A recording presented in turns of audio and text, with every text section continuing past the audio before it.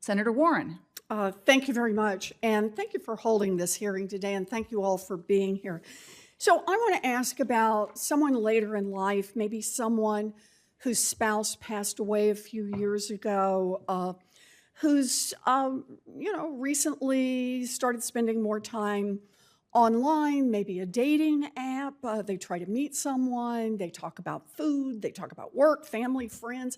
It just feels good to have someone to be able to interact with. And for weeks, maybe even months, the subject of money never comes up.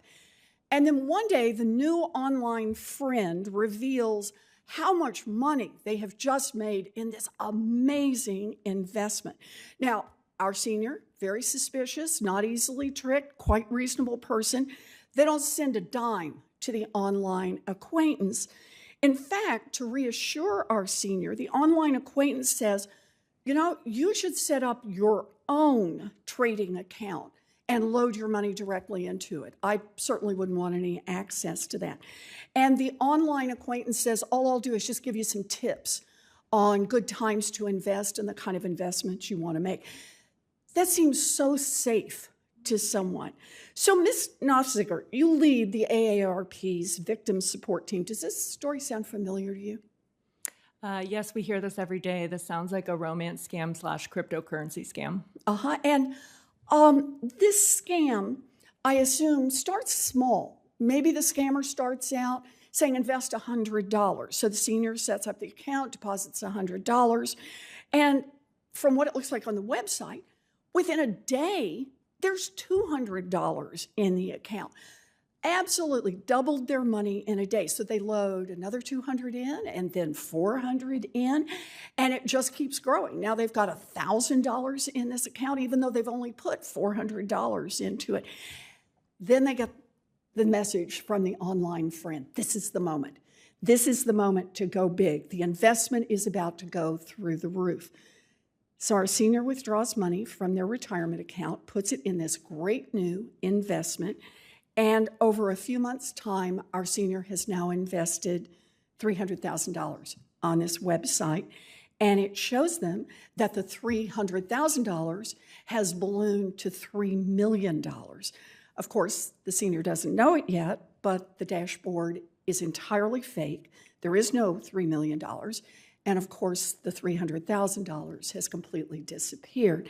So, Ms. Dossiger, when do the victims discover that they have been defrauded? It depends. I mean, sometimes they'll try to withdraw that money and they'll say, oh no, you have to pay another $5,000, penalty fee or taxes. And so the victim thinks, oh, well, it's another $5,000 at this point. I already have $3 million. Why not? So they'll put that in. And then that's when the doubt starts to seep in. But unfortunately, we have heard on the helpline that people don't realize it until every single penny is gone. Right. And this is why I think it's so important to underscore this. I'm all for being able to get your money back in 48 hours, recognizing that's better than no time at all. But we're talking about the money has disappeared weeks earlier, sometimes maybe even months earlier.